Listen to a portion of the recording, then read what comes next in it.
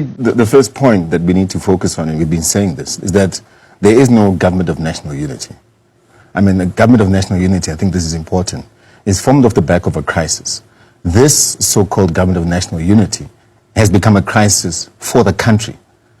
And, you know, they are more so of a liability for our people too, because they're finding themselves, as the doctor said, you know, arguing on policy posture programs because of the dichotomy of policy posture that they have. So they are on South Pole and North Pole.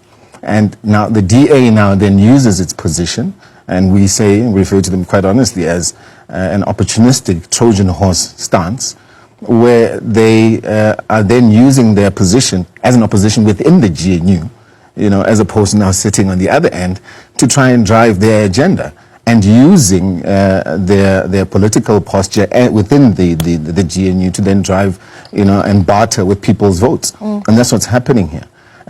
We, as Umkhonto weSizwe, have continuously said that for the past 7 years, it's been an austerity-based budget. There's been always an increase in tax, no spending whatsoever. If you look at this fiscal framework and the budget right now, they're looking at 5%, you know, of investment on infrastructure. You're not going to, and they're saying that, you know, that will lead to a projected 1.9% on economic growth. That's not going to happen. If you want to actually ensure that you grow this economy, the first thing that you have to do is expenditure. And what do? You take 10%, you double that infrastructure investment to 10%. By doing that, you're actually increasing 30% of the investment ratio in the country. What does that do? That unlocks jobs, because infrastructure creates productivity, creates jobs, and then effectively, you know, when you do your investment, you invest in logistics, effectively all your network industries, energy, logistics, as well as, you know, telecoms in this case. So you cannot grow an economy if you're going to be focusing on an austerity-based budget, and more so if you're going to be looking at just cutting as opposed to spending.